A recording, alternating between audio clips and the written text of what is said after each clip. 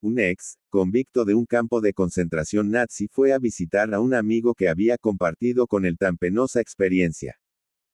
¿Has olvidado ya a los nazis?, le preguntó a su amigo. Sí. Pues yo no. Aún sigo odiándolos con toda mi alma. Entonces, le dijo apaciblemente su amigo, aún siguen teniéndote prisionero. Nuestros enemigos no son los que nos odian, sino aquellos a quienes nosotros odiamos. Y qué orgullosos se sienten. En general por motivos equivocados.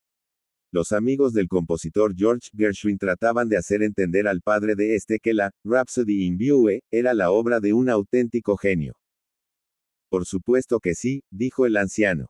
Según creo, dura 15 minutos, ¿no es así? De sus propios logros. En un lugar del trópico, un misionero decidió impresionar a sus feligreses llevando consigo a algunos de ellos a dar una vuelta en un avión. El aparato voló por encima de las aldeas, las colinas, los bosques y los ríos de la región. De vez en cuando, los pasajeros miraban por la ventanilla, pero en general no parecían estar demasiado impresionados. De regreso a tierra, descendieron todos del avión sin hacer el más mínimo comentario. El misionero, ansioso de obtener alguna reacción, exclamó, ¿no ha sido maravilloso? Es fantástico lo que los seres humanos pueden conseguir. Hemos estado allá arriba, en el cielo, por encima de las casas, de los árboles y de las montañas, contemplando la tierra. El grupo escuchaba impasible. Al fin, el cabecilla del mismo dijo, también los insectos lo hacen. Y, lo que es aún más, son felices. Después de varios miles de años.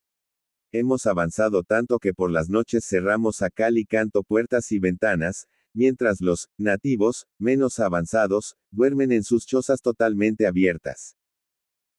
Cuánto lo siento, dijo el psicólogo a su paciente, yo puedo ayudarle a cambiar su comportamiento, pero la naturaleza se toma su tiempo y sigue su propio ritmo. El capitán de un submarino, con el fin de probar la eficacia del personal de la sala de máquinas, dio la orden de avanzar a la máxima velocidad, y luego mandó de pronto efectuar una parada de emergencia. Sus órdenes fueron obedecidas al instante. Se encendió el sistema de megafonía y se oyó su voz, les habla el capitán. Mi enhorabuena a la sala de máquinas. Han detenido el barco en 55.05 segundos exactamente. Casi inmediatamente después sonó estentórea otra voz. Les habla el cocinero. El barco se habrá detenido, pero los filetes con patatas se han ido a hacer puñetas. Esta noche, cena fría para todos. Además, en realidad no puedo resolver su problema. El principal ejecutivo de una gran compañía estaba verdaderamente admirado de su propia salud y de sus energías. Sin embargo, padecía una embarazosa debilidad. Siempre que entraba en el despacho del presidente para presentarle su informe semanal, se mojaba los pantalones. El presidente, un tipo bastante comprensivo, le aconsejó que fuera a ver a un especialista. Cuando, a la semana siguiente, se presentó de nuevo en el despacho del presidente, se volvió a mojar los pantalones. ¿No fue usted a ver al especialista?, le preguntó. Sí, pero no estaba. Entonces fui a ver a un psicólogo, y estoy curado, ya no me siento violento. Tan solo puedo cambiarlo por otro. Poco después de concluida la Segunda Guerra Mundial, un conductor de autobús londinense observó la presencia de un pasajero que llevaba un enorme paquete sobre sus rodillas. ¿Qué lleva usted ahí?, le preguntó. Una bomba sin explotar que cayó cerca de mi casa. La llevo a la comisaría. Santo Dios. No debería llevar algo así sobre sus rodillas. Será mejor que lo ponga debajo del asiento. La solución a un problema cambia el problema. O agravar el que usted tiene. El psicólogo a su paciente, de manera que llevo 10 años tratándole a usted de un complejo de culpabilidad, y todavía se siente usted culpable por semejante tontería. Debería usted avergonzarse de sí mismo. Un individuo acudió al psiquiatra, el cual le diagnosticó que padecía de adicción al trabajo. Y el tipo tuvo que buscar un segundo empleo para poder pagar la terapia. Dos niños se encuentran en la calle. ¿Cuántos años tienes? 5. ¿Y tú? No lo sé. ¿No sabes cuántos años tienes? No. ¿Te preocupan las mujeres? No. Tienes 4 años. Un periodista recibió el encargo de recabar la opinión del hombre de la calle acerca de la mujer moderna. La primera persona a la que abordó era un hombre que acababa de cumplir 103 años. Me temo, hijo, que no voy a serle de mucha ayuda, le dijo apesadumbrado el anciano. Dejé de pensar en las mujeres hace casi 2 años. Relaciones. El diálogo es el alma de toda relación. Desgraciadamente, los obstáculos al diálogo son muchos, pero son pocos los que los superan. Habríamos dado un gran paso si, ante todo, habláramos menos y escucháramos más. El presidente Theodore Roosevelt sentía verdadera pasión por la caza mayor y, cuando supo que un famoso cazador inglés estaba en los Estados Unidos, le invitó a la caza blanca con la esperanza de que le revelara algunos de sus secretos cinegéticos. Tras permanecer reunidos ellos dos solos durante 2 horas, sin que nadie les molestara, el inglés salió un tanto aturdido. ¿Qué le ha dicho usted al presidente?, le preguntó un periodista. Le he dicho mi nombre, respondió el visitante, completamente exhausto. Cuando Calvin Coolidge era presidente de los Estados Unidos, tenía que ver cada día a docenas de personas, la mayoría de las cuales le presentaban quejas de uno u otro tipo. Un día, una de esas personas, concretamente un gobernador, le dijo al presidente que no comprendía cómo era capaz de entrevistarse con tantas personas en el espacio de unas pocas horas. Usted, le decía el gobernador, ha despachado a todos sus visitantes cuando llega la hora de cenar, mientras que a mí me suelen dar las tantas en mi despacho. Sí, le dijo Coolidge. Eso le pasa porque usted habla. Nos abstuviéramos de pretender saber de antemano de qué está hablando el otro. Un muchacho de 14 años dijo durante la cena que le habían escogido para explicar la lección a sus compañeros de clase al día siguiente. Su padre, que era un experto en métodos de instrucción militar, aprovechó la ocasión para hacer que su hijo se beneficiara de su propia preparación y experiencia. Te diré cómo procedemos en el ejército, hijo, empezó diciendo. Ante todo, nosotros escogemos los objetivos en función de la acción, la situación y el nivel de realización. Ahora bien, has de decidir de antemano qué ACCION pretendes que realicen tus alumnos, en qué SITUACION quieres que la realicen y, finalmente, con qué PRFSCION deseas que la realicen. Recuerda siempre que toda educación debe estar orientada a la realización, realización y realización. El muchacho no parecía estar muy impresionado. Lo único que dijo fue, no funcionará, papá. Por supuesto que sí. Siempre funciona. ¿Por qué no va a funcionar? Porque tengo que dar una clase sobre sexualidad, dijo el muchacho. ¿Y qué es lo que el otro desea? Había 2 camiones pegados el uno al otro por su parte trasera, y un camionero, con un pie en cada camión, intentaba denodadamente mover un enorme cajón. Pasó por allí otro individuo que, al ver la apurada situación del camionero, se ofreció voluntariamente a ayudarle. Al cabo de más de media hora de inútiles esfuerzos, ambos estaban sudorosos y de un humor de 1000 demonios. Me temo que es inútil, dijo el voluntario sin resuello. Nunca conseguiremos sacarlo de este maldito camión. Sacarlo, bramó el camionero. Santo Dios. Yo no quiero sacarlo. Quiero echarlo más adentro. Y no reaccionáramos en función de lo que suponemos que el otro ha dicho. El borracho del pueblo, con un periódico en la mano, se acercó tambaleando al cura y le saludó con toda cortesía. El cura, un tanto molesto, ignoró su saludo, porque el tipo venía bastante colocado. Pero se había acercado a él con un propósito. Usted perdone, padre, le dijo, ¿podría usted decirme qué es lo que produce la artritis? El cura hizo como que no le oía. Pero cuando el otro repitió la pregunta, el cura se volvió enojado hacia él y le gritó, la bebida produce la artritis. El juego produce la artritis. El ir detrás de las mujeres produce la artritis. Todo eso produce la artritis. Y solo después de unos instantes, ya demasiado tarde, le inquirió, ¿por qué me lo preguntas? Porque aquí, en el periódico, dice que es eso lo que padece el Papa. Ni diéramos por supuesto que sabemos de lo que el otro está hablando. El dueño de un almacén oyó como uno de sus dependientes le decía a una clienta, no, señora, Ya hace bastantes semanas que no la tenemos, y no parece que vayamos a tenerla en unos cuantos días. Horrorizado por lo que había oído, el dueño se precipitó hacia la clienta cuando ésta se disponía a salir, y le dijo, disculpe usted al dependiente, señora. Por supuesto que la tendremos muy pronto. De hecho, hemos cursado un pedido hace un par de semanas. Luego se llevó aparte al dependiente y le regañó, nunca jamás se le ocurra decir que no tenemos algo. Si no lo tenemos, diga que lo hemos pedido y que lo estamos esperando. Y ahora dígame, ¿qué es lo que quería esa señora?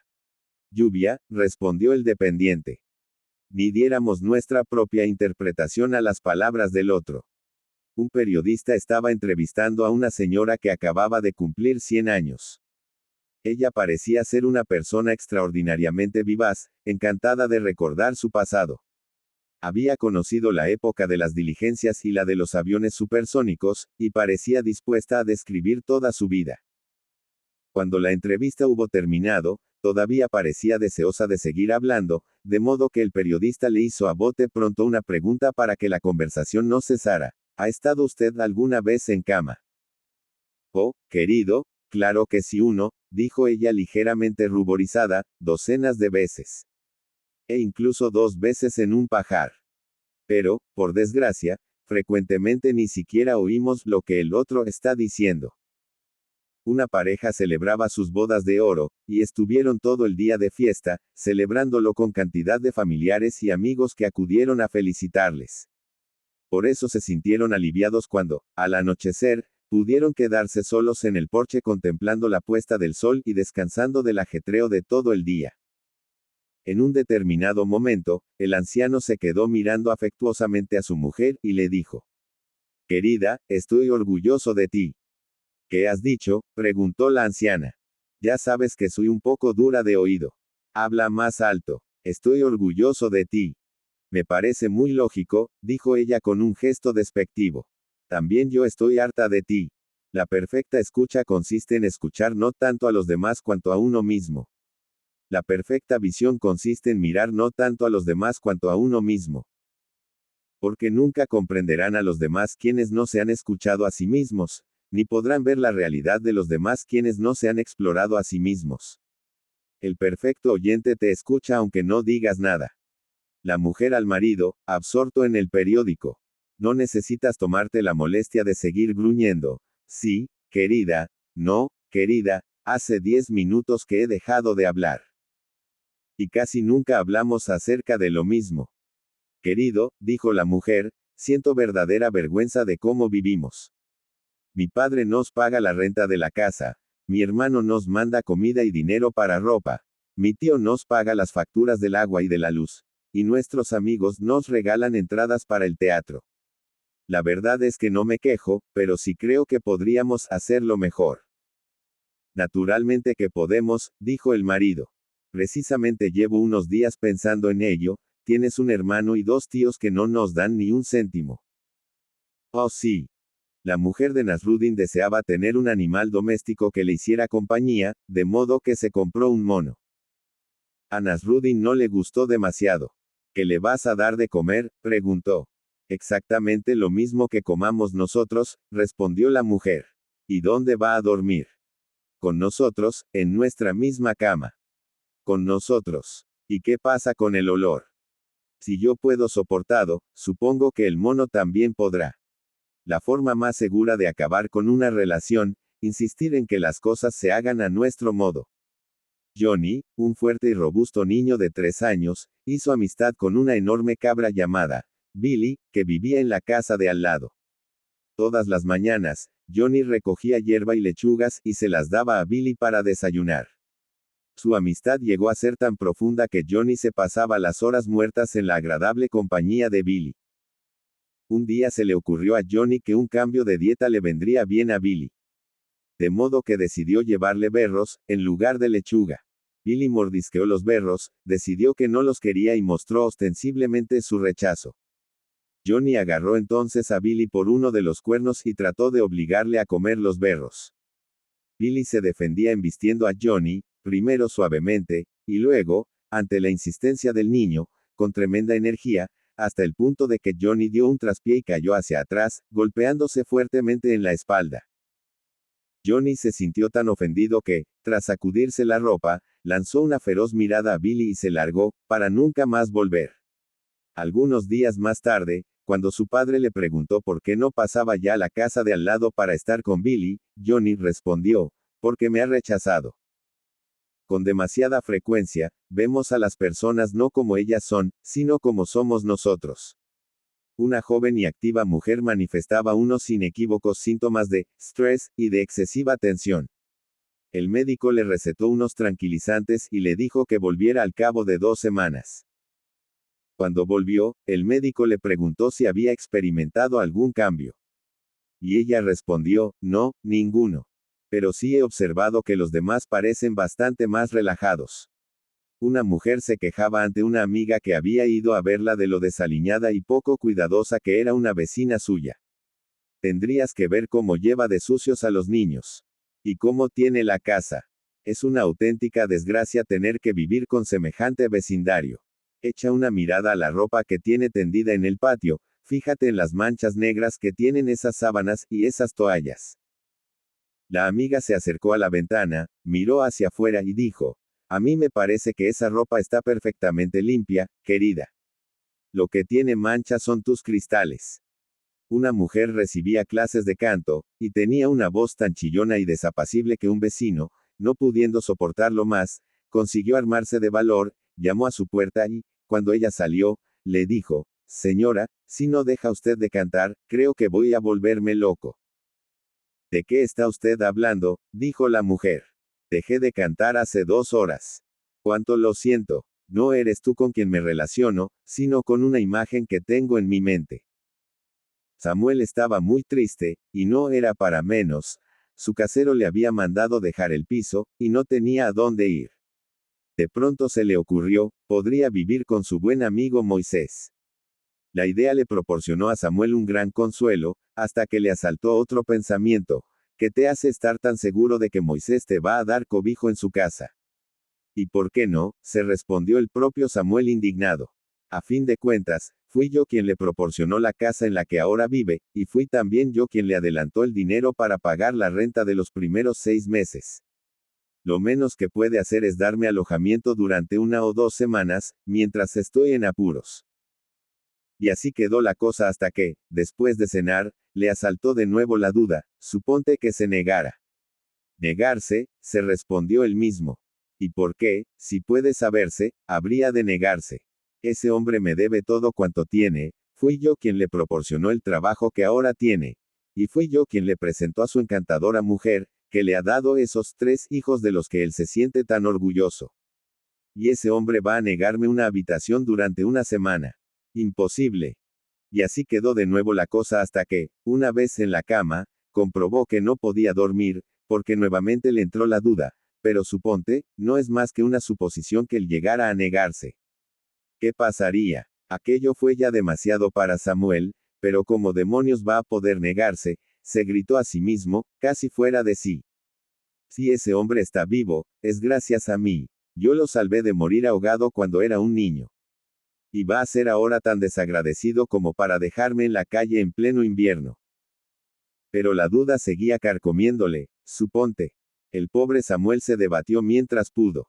Finalmente, hacia las 2 de la mañana, saltó de la cama, se fue a casa de Moisés y se puso a tocar insistentemente el timbre, hasta que Moisés, medio dormido, abrió la puerta y exclamó asombrado, Samuel. ¿Qué ocurre? ¿Qué haces aquí a estas horas de la noche? Pero para entonces estaba Samuel tan enojado que no pudo impedir gritar, te diré lo que hago aquí a estas horas de la noche. Si piensas que voy a pedirte que me admitas en tu casa ni siquiera un solo día, estás muy equivocado. No quiero tener nada que ver contigo, ni con tu casa, ni con tu mujer, ni con tu condenada familia. A la mierda todos vosotros. Y, dicho esto, dio media vuelta, pegó un portazo y se marchó. La mayoría de las veces vemos a los demás con los anteojos de nuestras ideas preconcebidas. El jefe, parece usted exhausta. ¿Qué le ha sucedido? La secretaria, bueno, no, será mejor que no se lo diga. No me creería usted. Por supuesto que la creeré. No, usted no me creería. Sé que no podría creerme. Le aseguro que la voy a creer. Se lo prometo. En fin, se lo diré. Hoy he trabajado demasiado. No lo creo. Un amigo le pidió a Nasruddin que le prestara una suma de dinero. Nasruddin estaba convencido de que el otro no se lo devolvería, pero, como no quería ofender a su amigo, y además se trataba de una pequeña suma, accedió a hacerle el préstamo. Para su sorpresa, justamente una semana después de prestárselo, el amigo le devolvió el dinero. Un mes más tarde, volvió a pedirle prestado, aunque esta vez se trataba de una suma algo mayor. Nasruddin se negó en redondo y, cuando el otro le preguntó el por qué, le dijo, la otra vez no esperaba que me devolvieras el dinero, y me lo devolviste. Esta vez espero que me lo devuelvas, y no voy a permitir que me engañes de nuevo. La mayoría de las veces, los defectos que vemos en los demás son nuestros propios defectos. Perdone, señor, dijo un tímido estudiante, pero no he sido capaz de descifrar lo que me escribió usted al margen en mi último examen. Le decía que escribiera usted de un modo más legible, le replicó el profesor. Querido, le dijo una mujer a su marido durante una fiesta, sería mejor que no bebieras más. Ya estás empezando a parecer borroso. Es verdaderamente infrecuente una relación en la que no se cultive la amistad del otro por lo que puede uno obtener de él. He oído que has roto con Tom. ¿Qué ha ocurrido? Sencillamente, que mis sentimientos hacia él han cambiado. Eso es lo que ha ocurrido. Y piensas devolverle el anillo de compromiso. Ah, no, mis sentimientos hacia el anillo no han cambiado. Una joven llama por teléfono a la papelería. Recuerda las participaciones de boda que le encargué la semana pasada. Bueno, pues quisiera saber si no es demasiado tarde para efectuar algunos cambios.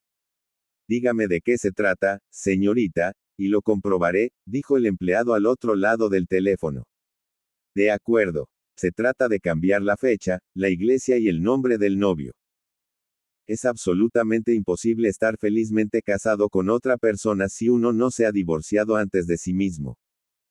Un granjero decidió que le había llegado el momento de casarse, de manera que ensilló su mula, se fue a la ciudad a buscar novia y no tardó en conocer a una mujer que, según creía él, sería una buena esposa. Y se casaron. Después de la ceremonia, subieron ambos a la mula e iniciaron el camino de regreso a la granja. Al cabo de un rato, la mula se detuvo y se negó a seguir adelante, de modo que el granjero desmontó y empezó a golpear a la mula con una vara, hasta que el animal se puso de nuevo en movimiento. La primera en la frente, dijo el granjero.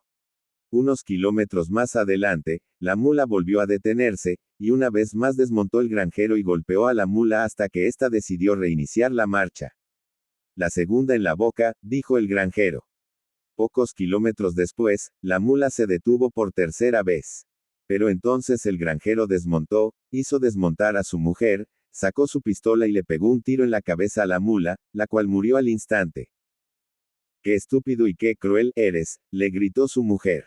Era un animal fuerte y robusto que podría habernos sido muy útil en la granja, y vas tú y, en un arranque de cólera, acabas con él. Si hubiera sabido que eras tan bruto, jamás me habría casado contigo. Y siguió increpándole durante casi 10 minutos. El granjero estuvo escuchándola hasta que ella se detuvo para tomar aliento. Entonces le dijo, la primera en la frente. Cuenta la historia que vivieron felices para siempre. Tienes mala cara, Jack. ¿Qué te pasa? Bueno, llegué a casa cuando ya amanecía y, justamente cuando yo estaba desnudándome, se despertó mi mujer y me dijo, no te levantas demasiado pronto, Jack. De manera que, para evitar una discusión, volví a vestirme y me vine a trabajar. ¿Cuál es el precio de la paz? 2 drogatas, completamente colgados, deambulan por la calle. De frente a ellos viene caminando otro colega, el cual levanta su mano en señal de saludo y dice, ¿qué hay? 4 manzanas más abajo, uno de los drogatas se vuelve al otro y le dice, tío, creía que no iba a parar de hablar. Las reacciones son relativas. Oh sí. Un joven granjero era tan taciturno que su novia, después de 5 años de relaciones, llegó a la conclusión de que él jamás le propondría casarse y que tendría que ser ella quien tomara la iniciativa. Un día, sentados a solas en el jardín, ella le dijo, John, casémonos. ¿Me oyes, John? Nos casaremos. Siguió un largo silencio. Y al fin dijo John, sí. Otro silencio interminable, que rompió la chica diciendo, dime algo, John. ¿Por qué no me dices nada? Me temo que ya he dicho demasiado. En la antigua India se acostumbraba a sacar agua de los pozos por medio de una rueda persa, un ingenioso artefacto cuyo único inconveniente era el tremendo ruido que hacía cuando estaba en funcionamiento. Un día acertó a pasar un jinete junto a una granja y pidió agua para su caballo. El granjero puso en marcha gustoso la rueda persa, pero el caballo, que no estaba acostumbrado a semejante estruendo, no se acercaba por nada del mundo. ¿No podría usted hacer cesar ese estruendo para que mi caballo pueda beber?, preguntó el jinete. Me temo que no es posible, señor, respondió el granjero. Si su caballo quiere beber, tendrá que hacerlo a pesar del ruido, porque el agua solo llega aquí con ese ruido. Y la amistad con sus más y sus menos. Relacionarse es reaccionar. Reaccionar es comprenderse a sí mismo. Comprenderse a sí mismo es alcanzar la iluminación. Las relaciones son una escuela de iluminación. Servicio. Un agricultor, cuyo maíz siempre había obtenido el primer premio en la feria del estado, tenía la costumbre de compartir sus mejores semillas de maíz con todos los demás agricultores de los contornos. Cuando le preguntaron por qué lo hacía, dijo, en realidad, es por puro interés. El viento tiene la virtud de trasladar el polen de unos campos a otros. Por eso, si mis vecinos cultivaran un maíz de clase inferior, la polinización rebajaría la calidad de mi propio maíz. Esta es la razón por la que me interesa enormemente que solo planten el mejor maíz. Todo lo que das a otros, te lo estás dando a ti mismo. En cierta ocasión, los diversos miembros y órganos del cuerpo estaban muy enfadados con el estómago. Se quejaban de que ellos tenían que buscar el alimento y dárselo al estómago, mientras que éste no hacía más que devorar el fruto del trabajo de todos ellos. De modo que decidieron no darle más alimento al estómago. Las manos dejaron de llevarlo a la boca, los dientes dejaron de masticar y la garganta dejó de tragar. Pensaban que con ello obligarían al estómago a espabilar. Pero lo único que consiguieron fue debilitar el cuerpo, hasta el punto de que todos ellos se vieron en auténtico peligro de muerte. De este modo, fueron ellos, en definitiva, los que aprendieron la lección de que, al ayudarse unos a otros, en realidad trabajaban por su propio bienestar. Es imposible ayudar a otros sin ayudarse a sí mismo, o dañar a otros sin dañarse a sí mismo. Nasruddin estaba mascullando algo entre dientes con cara de satisfacción. Un amigo lo vio y le preguntó qué le pasaba. Ese imbécil de Ahmed, dijo Nasruddin, tiene la costumbre de pegarme unas tremendas palmadas en la espalda siempre que me ve. Pues bien, hoy me he puesto un cartucho de dinamita bajo la chaqueta, y esta vez, cuando me dé la palmada, la explosión le va a arrancar el brazo. El gobernador de una colonia le dijo a un jefe indígena, lamento profundamente la opresión a que mi pueblo somete al suyo. Debe usted ayudarme a solucionar el problema. ¿Y cuál es el problema?, preguntó el jefe. Escuche, mi querido amigo. Si yo le atara a usted a un poste y le prendiera fuego, usted tendría un problema, ¿no cree? Con que usted me soltara, asunto arreglado. Ahora bien, si me dejara quemarme vivo, yo moriría, y entonces sería usted quien tuviera el problema. Un individuo subió a un tren en Nueva York, y le dijo al revisor que se dirigía a Fordham. El tren no se detiene en Fordham los sábados, le dijo el revisor, pero le diré lo que podemos hacer. Cuando entre el tren en la estación de Fordham, reducirá la marcha. Entonces yo le abriré la puerta y usted podrá saltar del tren. Pero, cuando toque usted el suelo, tenga la precaución de correr unos cuantos metros en la misma dirección que el tren. De lo contrario, caerá usted de bruces. Al llegar a Fordham, se abrió la puerta, y el pasajero hizo lo que el revisor le había indicado. Pero, al verle, otro revisor abrió otra puerta y le hizo subir al tren mientras éste recobraba su velocidad. Tiene usted suerte, amigo, le dijo el revisor, el tren no se detiene en Fordham los sábados. A tu humilde manera, Puedes servir a los demás, alejándolos de su camino. Existe el noble arte de hacer cosas. Y existe también el noble arte de no hacerlas. Según los periódicos, la ola de calor estaba ocasionando numerosos desvanecimientos. Por eso a la joven dama no le sorprendió ver cómo un hombre de cierta edad, que estaba junto a ella en la iglesia acompañado por su esposa, se dejaba caer al suelo. Inmediatamente, la joven se arrodilló junto a él, le puso enérgicamente una mano en la cabeza y oprimió esta entre sus rodillas. Mantenga la cabeza abajo, le susurró de modo apremiante. Se sentirá mejor si consigue que la sangre le llegue a la cabeza. La esposa lo miraba todo, muerta de risa y no hacía nada por ayudar a su marido ni a la joven, la cual pensó para sí que aquella mujer no debía de tener sentimientos. Entonces, para consternación de la joven, el hombre consiguió librarse de su presión y masculló: ¿Qué demonios hace usted, estúpida? ¿No ve que intento recoger mi sombrero de debajo del banco? Las personas que se empeñan en mejorar las cosas suelen conseguir empeorarlas. En último término, la solución de los problemas no consiste en hacer ni en dejar de hacer, sino en comprender. Porque donde hay verdadera comprensión no hay problemas. Un sacerdote paseaba por la calle cuando, de pronto, vio como un niño se esforzaba, dando saltos, por llegar al timbre de una puerta. Pero el pobre niño era demasiado pequeño, y el timbre estaba demasiado alto. De modo que el sacerdote, para ayudar al pequeño, se acercó y pulsó el timbre. Luego, volviéndose sonriente al muchacho, le preguntó: ¿Qué hacemos ahora? Correr todo lo que podamos, le respondió el niño. Una maestra pidió a sus pequeños alumnos que contaran las buenas acciones que habían realizado en favor de los animales. Se oyeron historias verdaderamente conmovedoras. Y cuando le llegó el turno a Tommy, este dijo orgullosamente: bueno, pues yo una vez le pegué una patada a un chico que había pegado una patada a un perro. Hay quienes emprenden una guerra para acabar con todas las guerras, o adoptan la violencia para llegar al amor.